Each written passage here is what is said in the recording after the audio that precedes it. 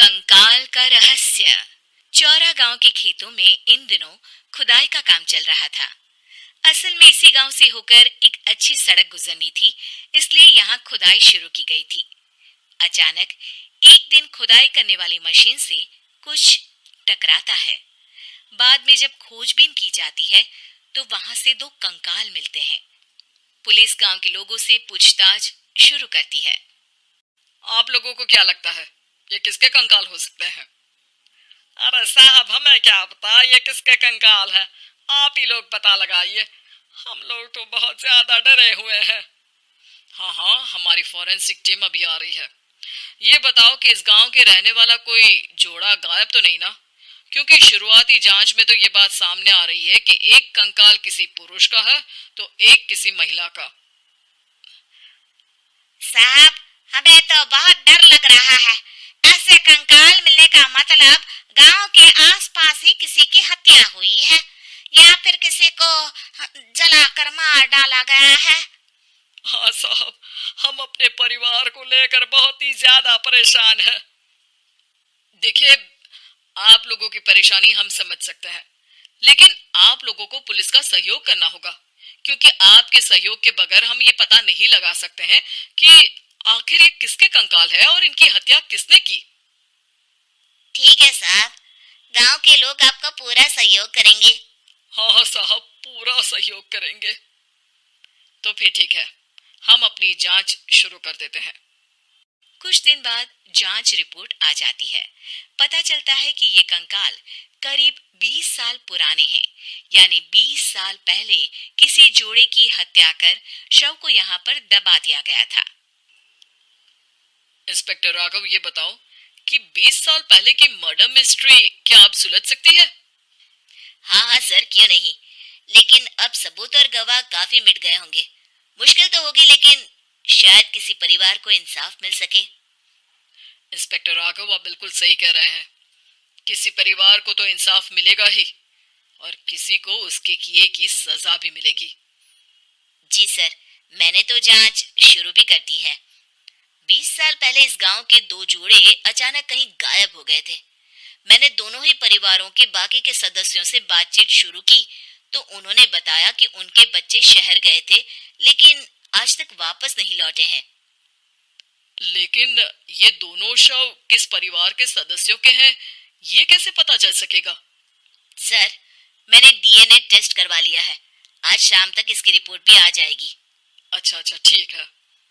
उसी शाम को सर, डीएनए रिपोर्ट के मुताबिक ये दोनों ही लाशें चौरा गांव के रहने वाले प्रधान सुल्तान सिंह के बेटे और बहू की है। लेकिन इनकी हत्याएं किसने की है, ये कैसे पता लगेगा? इसी का तो पता लगाने की कोशिश में जुटा हूँ सर। आज सुल्तान सिंह से मिलने भी जा रहा हूँ। मेरा बेटा और बहू तो मेरे लिए सिर्फ यादों में ही रह गए थे। हमें उनकी लाशें तक नहीं मिल सकी थी। आज 20 साल बाद उनके कंकाल मिले हैं। मैं अब किसके लिए जीऊं?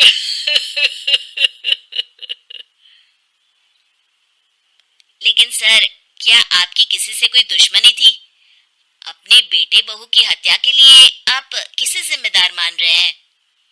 अब मैं किसका नाम बोलूं? मेरी तो किसी से दुश्मनी नहीं थी। बस मेरे बेटे बहू को कोई वापस ला पाता।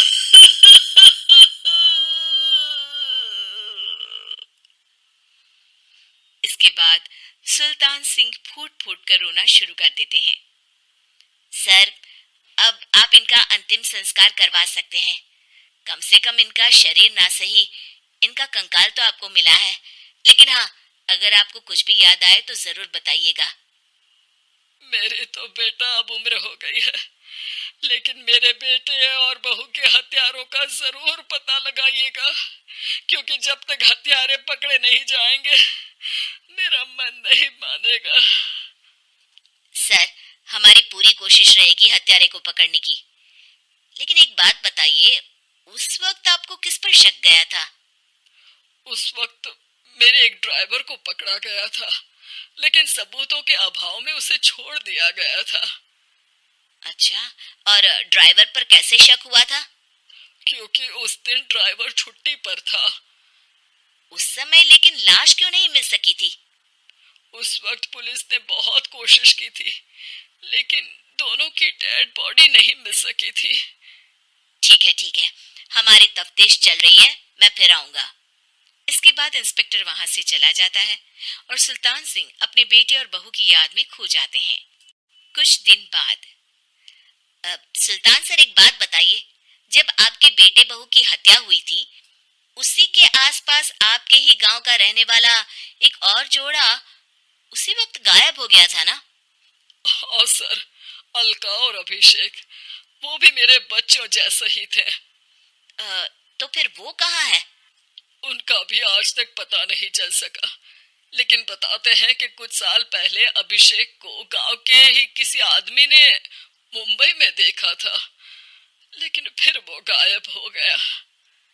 यानी अभिषेक और अलका की हत्या नहीं हुई थी, बल्कि उन्होंने किसी वजह से खुद ही गांव छोड़ दिया था। हाँ हाँ, हो सकता है, क्योंकि अभिषेक मेरे बेटे संतोष का अच्छा दोस्त था और उसका मेरे घर भी आना जाना लगा रहता था। हो सकता है कि उसने मेरे बेटे और बहू के बारे में सुन लिया हो और ये गांव छोड़ दिया हो सकता है। उनके परिवार का कोई अब नहीं रहता क्या इस गांव में? अब तो कोई नहीं रहता। एक चाचा थे, लेकिन उन्होंने भी अपना पुश्तैनी मकान बेच दिया है। वो भी अब कहीं शहर में ही बस गए हैं। ओह, अभिषेक और अलका के बारे में भी पता लगाना होगा। हो सकता है कि वही इस हत्या के बारे में कुछ बता सके। हो तो सकता है, लेकिन वो बेचारे तो खुद ही वक्त के मारे थे, वो क्या बताएंगे। फिर भी सर, जब केस दोबारा खुला है तो जांच तो करनी ही पड़ेगी, और इस बार तो लाशें भी बरामद हुई है। कुछ दिन तक लगातार तफ्तीश चलती रही। एक दिन थाने से सुल्तान सिंह को फोन आता है। हाँ, कौन बोल रहा है? सर, मैं कांस्टेबल तुलाराम बोल रहा हूँ थाने से। आपको थाने आना पड़ेगा। थाने? लेकिन क्यों? सर, किसी की पहचान करवानी है। अच्छा ठीक है, मैं दोपहर तक पहुंचता हूँ। सुल्तान सिंह दोपहर में थाने पहुंचता है। कई पुलिस के अधिकारी वहां मौजूद रहते हैं। सर, आपके बेटे की हत्या का रहस्य आज शायद सुलझ जाए। अच्छा इंस्पेक्टर राघव, पर वो कैसे? सर, उस आदमी को देखिए, क्या वही अभिषेक है? सुल्तान सिंह की आंखों में हैरानी से आंसू आ जाते हैं। हाँ सर, यही अभिषेक है। ये आपको कहाँ से मिला? सिर्फ अभिषेक ही नहीं, बल्कि इसकी पत्नी अलका भी इसके साथ है। मैडम, जरा अभिषेक की पत्नी को लाइए। जैसे ही अलका को पेश किया जाता है, सुल्तान सिंह जमीन पर गिर जाते हैं। सुल्तान सर, क्या हुआ आपको? आप अलका को देखकर गिर क्यों गए? सुल्तान सिंह सर पकड़कर बैठ जाते हैं। ये अलका नहीं, बल्कि ये तो मेरी बहू रितु है। पूरा थाना एक दूसरे का मुंह देखने लगता है। क्या? इसके बाद हर किसी को दो कंकाल और हत्या का रहस्य समझ में आ गया। अभिषेक और रितु ने मिलकर संतोष और अलका की हत्या की थी और लाश को जमीन के नीचे दबा दिया था। आज 20 साल बाद इस हत्या का रहस्य खुल सका था कि अवैध प्रेम संबंध में